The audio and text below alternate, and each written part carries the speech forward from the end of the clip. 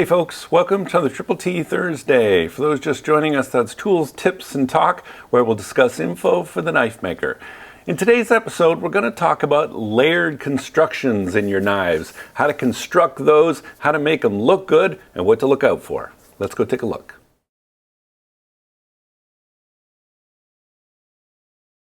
So when I'm talking about layered constructions, I'm talking about the Sanmai, Gomai, those kind of layered constructions where you'll have a core steel, which is going to be your cutting edge. Let's say it's 80 CRV2 in this case.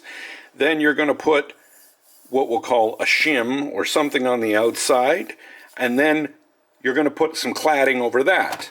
Maybe it's going to be Damascus. Maybe it's just going to be a mono steel like this 1084. But you're basically going to have three sections of the billet. Okay, you're going to have a core, you're going to have your cladding on each side, and then a shim between that. And you could have multiple layers of cladding or shims or whatever. So just so we get our terminology straight. So what can you use for this? Obviously you need some good steel for your cutting edge. A lot of times I'll use like a 80 CRV2 or a 1084. I tend to like a black edge when I finish it. It's just a stylistic thing for me. Sometimes I will do Damascus on the edge. Most times I'll use a mono steel. I do like to do the Damascus on the cladding, and we'll talk about why in a little bit, why I choose to do that when we get into proportions and what gets shown. So that's the core steel. Obviously you need a good steel because that's your cutting edge. And then for the shim, and like if you think of a Sanmai, that would just be a steel and then two pieces of steel on the outside. So there really isn't a shim. And a shim isn't strictly necessary. Another popular one would be a stainless Sanmai, where this is 416 stainless, and you would just sandwich that, the core steel, inside of your 416 stainless. So that works too. But if we're going to add a shim, obviously I'm well known for doing copper as a shim, and then something on the outside. You can also use pure nickel, which looks really good and shows up very, very shiny. I have done pure silver in the past, which shows up even shinier, but obviously is a little pricier than the nickel.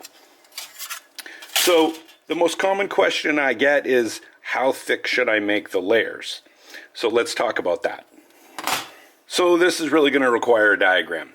This is what I tend to refer to as the rule of thirds. Let's say you're going to have, represents your whole billet, obviously not to scale, and I'm talking on the end. So you're going to have a core, okay, pretend that's a third, even though it doesn't look like it, but this is going to be your core steel, and then your shim plus your cladding is going to be a third on each side. Okay, what that does is when you grind it, let's assume for a second a full flat grind, okay, which you're mostly going to do. If you draw a line from here to the center, and then here, you'll notice that approximately 1/3 up the billet, that's where you're going to see this shim, okay? Because if there's a shim here, that's where you're going to see it, which means 2/3 of your knife, this here, you're going to see the cladding, okay? That's why I tend to do Damascus on the outside, because you'll see more of the Damascus, and then you see a black edge, which is the smaller one. Now, this doesn't mean you can't do multiple shims. Just make sure that the addition of all of your shims plus your cladding material is approximately 1/3. This does assume that the metals will forge at roughly the same rate, which is normally true. Yes, I know, 80 CRV2 and say 1095 will move slightly differently. Maybe 5160 and something else would move slightly. It's not appreciable enough for this not to work. Where this does fall down is if we talk about wrought iron. Wrought iron moves much more. You will need a much thicker piece of wrought iron to offset that it moves so much, but we won't get bogged down on that. The thickness of these layers doesn't actually matter that much. You could make these 1/4 inch each, okay, which would give you a really thick billet. It would be 3/4 of an inch thick before you started forging it. All that means is if you're using, I usually use copper that's 20 thousandths thick if I'm doing a kumai. All that means is your copper after forging is going to be very thin. It'll almost be a little pinstripe, which is great. I actually like that look. I don't like using thick copper. But if these were 1/8 inch, it just means you're going to forge it less and the copper is going to look a little thicker. So it all depends what your starting material is, how much volume you think you need. If you only have 6-inch pieces of, say, nickel, and you want to make a really long billet, then just start with thicker stock here, and then forge it lengthwise more, then you're going to have really thin layers. If you started with something like an 1/8 inch in the core, and this was 1/4, it's going to look something like this, and this is going to be so close here with any variation in the core, because you're going to want to put some, heartbeat marks on the side of the blade to give it some look. You don't want it just a boring straight line. You have the risk that this will move back and forth and you'll get your shim on the edge of the blade, which you never want. Remember guys, if you need steel, copper, nickel, any kind of metal, or anything for knife making, go check out Maritime Knife Supply. They'll hook you up. So let's talk about constructions. If I wasn't using non-ferrous metals like copper, okay, if I just had 3 layers of steel like this, or maybe a stainless sanmai, I would always suggest you weld all the way around the edge and have an airtight bond so you don't have to worry about scale or anything like that. It's just easier. Especially if this was a stainless sanmai, you definitely want to weld all the way around it so you have a no oxygen environment. So with copper, it is quite common also to weld all the way around the outsides because most people thought that it would protect you from melting the copper. You never want to get the copper to a molten state. That's actually bad. You can get little bubbles in the copper. It doesn't aid you in making these. You really shouldn't melt the copper. If you get it up to around 1800 Fahrenheit, it is just fine. So when I do these now, I don't weld all the way around. I just tack it. And the bonus is you can actually see the copper. So as long as you're taking care of it and turning it a lot and not overheating it, don't let the copper melt and you'll be fine. So when I'm forging these, just like a regular billet, I will set the weld, and I'm using a press, but I'll set it with 3 heats and just gently press on it before I start drawing it out. Once I've got it probably close, if these are 1/4 inch, if I was down to maybe 3/8,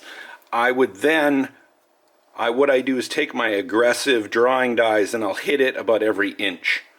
Okay, and that'll give you those nice waves in the pattern. If you don't do that, you will just get a straight line of copper or whatever your shim is, which is kind of boring. If you're doing a sanmai, I always recommend hitting it with those aggressive drawing dies every once in a while to get a nice pattern on the steel. So let's talk about forging to shape, because a lot of people ask me that, oh, you didn't forge the knife to shape. For any of these layered constructions, I really never advise people to do that, whether it's copper or not. And here I'm going to draw a diagram, and here's why. So remember, we talked about the rule of thirds, like this, okay? And then your grind would be something like this, okay? And that's where your your shim appears on the side of your knife. If you hammer in your bevels, you are essentially doing this.